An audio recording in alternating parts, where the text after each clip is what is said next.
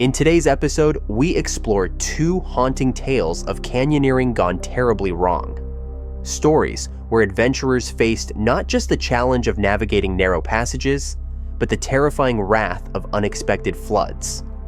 As always, viewer discretion is advised. Nature, in all its beauty and complexity, operates in intricate systems beyond full human comprehension. These systems, composed of countless variables, are impossible to predict with precision, even with advanced science. At times, this unpredictability results in tragic events that remind us of nature's immense power and our limited control.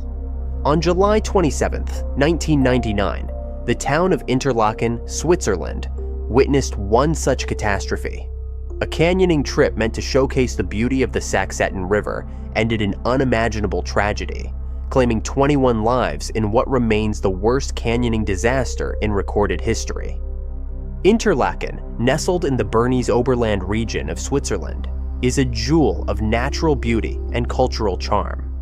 Surrounded by the emerald waters of Lake Thun and Lake Brienz, with the towering peaks of the Eiger, Mensch, and Jungfrau as its backdrop, the town has long been a magnet for tourists.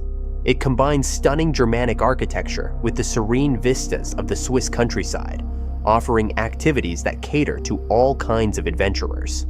Among its attractions, Interlaken has become synonymous with extreme sports. Visitors flock to the town for paragliding, bungee jumping, skiing, and canyoning. For those seeking adventure, canyoning promises an unforgettable experience, one that blends nature's beauty with physical challenges. On July 27, 1999, 45 tourists arrived in Interlaken to embark on a canyoning trip through the Saxetten River Canyon, led by guides from Adventure World, a local company specializing in adventure tourism. The tourists, hailing from Australia, New Zealand, South Africa, Switzerland, and the UK, were divided into 4 groups, each accompanied by guides. The trip commenced at 4:30 p.m., with each group entering the canyon at staggered intervals to ensure a seamless experience. Spirits were high as participants marveled at the canyon's stunning formations, the result of thousands of years of erosion by the Saxetten River's powerful currents. The first group included Australian tourist Kelly Brajakovic, who had eagerly anticipated the trip. Guided by Karen Miller and Mike Abbott, Kelly's group navigated the twists and turns of the river. When they reached a section known as the Fridge, Kelly faced her first significant challenge. This portion of the canyon required participants to submerge themselves in freezing water and pull themselves across a boulder while keeping their heads above water. After several attempts, Kelly was catching her breath when a terrifying sound echoed through the canyon, the unmistakable roar of an approaching flood. Mike Abbott shouted, "Get out of the water!" as an avalanche of water, mud, rocks, and debris surged downriver. Flash floods are a known hazard in canyoning, particularly in mountainous regions like Interlaken, where sudden thunderstorms can release immense volumes of water into narrow river channels. On this day, localized thunderstorms upstream triggered a torrent that tore through the canyon with devastating force. The flood's arrival was catastrophic. The sheer volume of water, combined with debris such as logs and boulders, created a deadly avalanche that overwhelmed everything in its path. Guides and tourists scrambled to escape, climbing the canyon walls or clinging to rocks for safety. Karen Miller demonstrated extraordinary courage, repeatedly diving into the raging waters to rescue stranded tourists. She successfully saved several lives before the flood swept her away on her 4th attempt. Karen, just 30 years old, died a hero, her bravery forever etched in the memories of those she saved.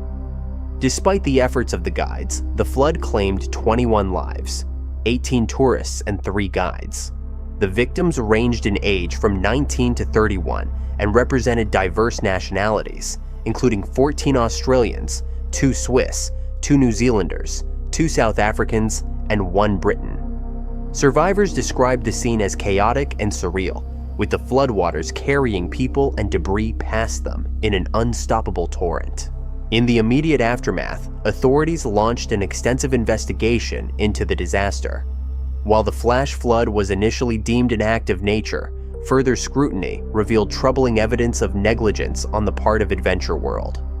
Founded in 1992 by Peter Boehmer and Stephen Frieden, Adventure World had quickly risen to prominence as a leader in extreme sports tourism. The company's rapid growth came at a cost, as former employees highlighted systemic issues, including inadequate safety measures, overworked staff, and a reliance on inexperienced guides. Dave Erickson, one of the company's earliest guides, had raised concerns about safety as early as 1995. He resigned after witnessing what he described as a growing disregard for proper procedures in favor of maximizing profits. Jeff Clark, another experienced guide, stayed with the company in hopes of implementing change, but grew increasingly disillusioned. By 1999, the company's overbooking practices had reached unsustainable levels. Guides often worked in unsafe weather conditions and were pressured to lead tours despite warnings of potential hazards. On the day of the disaster, weather alerts warned of high thunderstorm risks. However, Adventure World proceeded with the trip, ignoring the warnings. To make matters worse, 7 of the 8 guides accompanying the tourists were first-year employees, lacking the expertise needed for such conditions. In 2001, several Adventure World staff members faced charges of manslaughter. While they were convicted, their sentences were suspended, and they were fined between 4,000 and 7,500 Swiss francs. Many felt that the penalties failed to reflect the gravity of the company's negligence. The Saxeton River canyoning operations were permanently shut down, and Adventure World's reputation was irreparably damaged. The tragedy became a cautionary tale, prompting tighter regulations and oversight in the adventure tourism industry. The Interlaken disaster stands as a grim reminder of nature's unpredictability and the devastating consequences of human negligence. While adventure tourism offers unparalleled opportunities to explore and connect with the natural world, it must be governed by strict safety standards and ethical practices. For the 21 lives lost in the Saxeton River that day, their memory serves as a stark warning. Their story is not just one of tragedy, but also of heroism, as individuals like Karen Miller demonstrated extraordinary courage in the face of overwhelming danger. The canyon's waters, once a symbol of adventure and wonder, now carry the weight of a tragic legacy. The lessons learned from this disaster continue to resonate, ensuring that future adventurers can explore the wonders of nature with greater awareness and respect for its power. Slot canyons stand as nature's remarkable creations, narrow, twisting passages etched deep within the earth across millennia. These magnificent formations draw adventure seekers like magnets. The soaring sandstone walls, often separated by mere feet, invite explorers to trek, scale, and occasionally swim through their constricted, dim passages. Canyoneering, blending hiking, climbing, and rappelling, remains a top pursuit for thrill seekers worldwide. Within southern Utah lies the remarkable Keyhole Canyon. This rapid swim canyon presents a series of descents into cool water pools below. While not suited for newcomers, it serves as an ideal training ground for mid-level climbers developing their abilities. Even during scorching summer days, Keyhole's frigid waters remind visitors of the mighty flash floods that shape these formations. Yet beneath this splendor lurks a concealed threat: the unpredictable weather patterns that can transform peaceful adventures into life-threatening situations. The sport of canyoneering emerged fairly recently, flourishing in the 1970s. Still, these canyons have witnessed human presence for hundreds of years.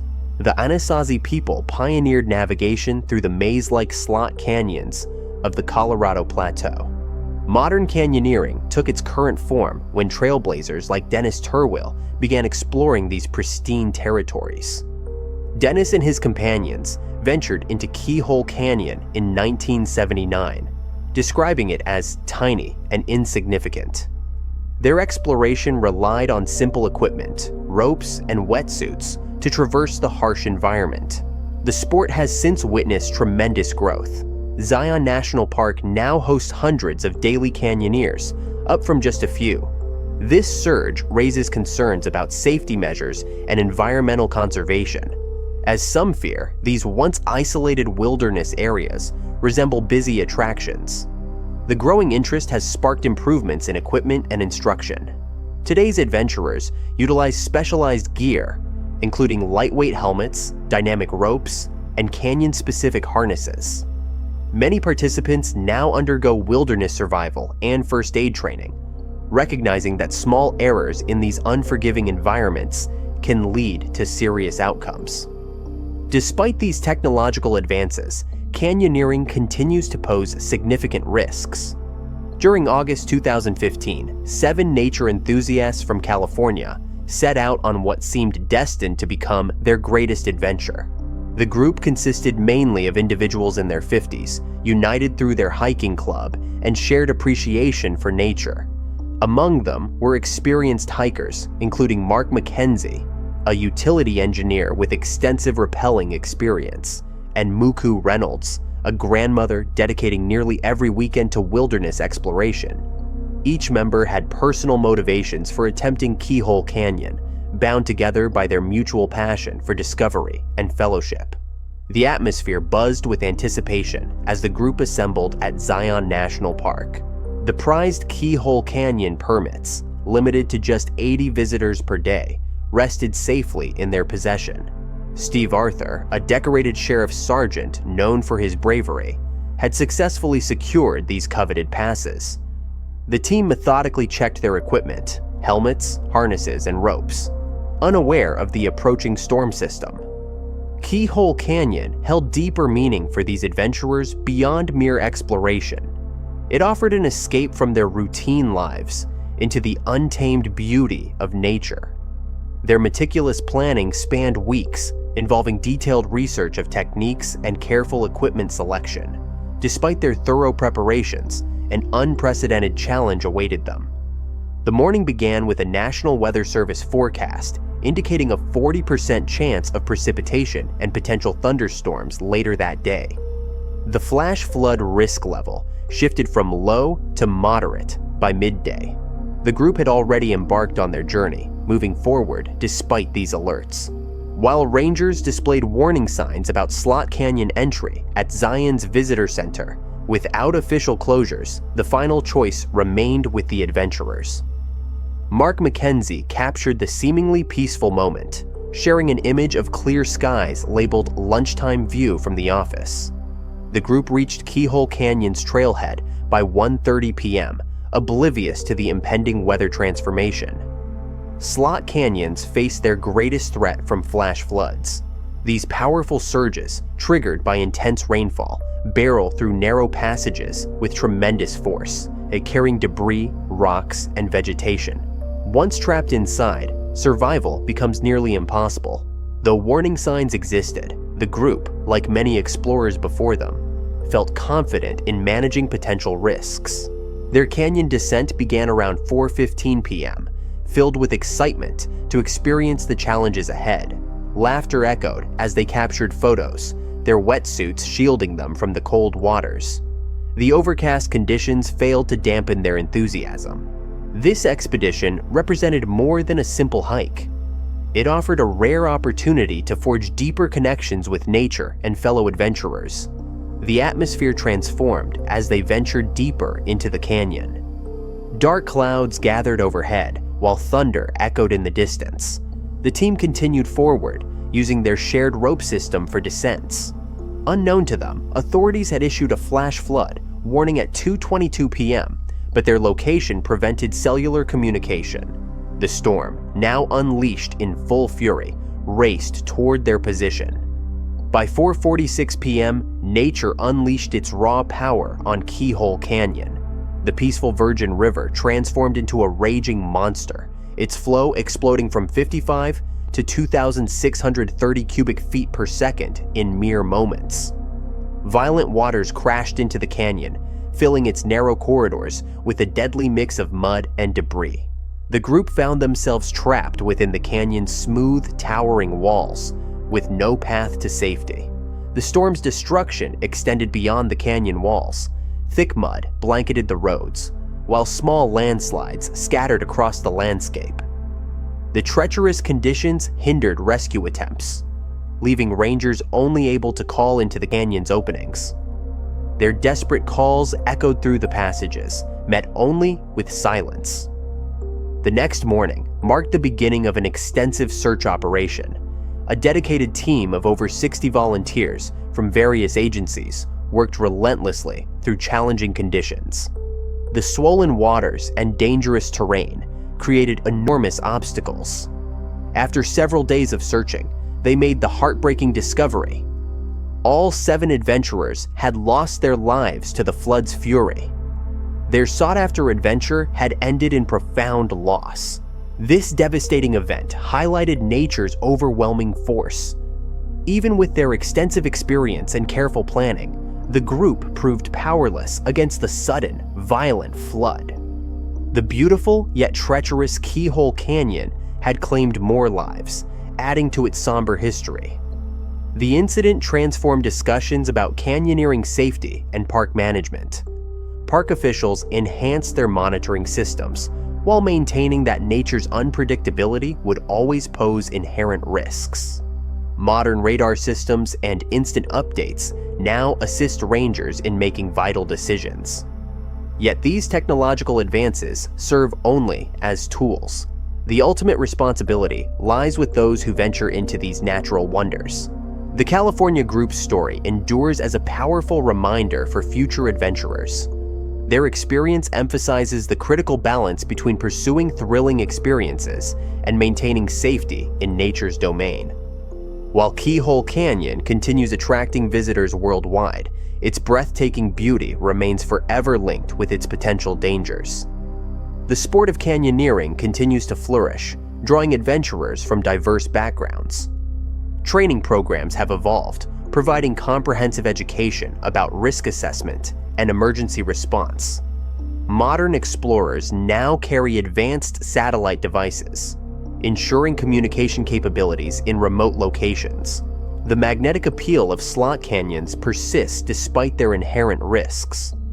These natural formations stand as monuments to Earth's artistic power, each wall telling ancient stories through its unique patterns. For those who approach with proper preparation and deep respect, these canyons offer an extraordinary journey into nature's most intimate spaces, revealing the raw essence of our planet's geological artistry.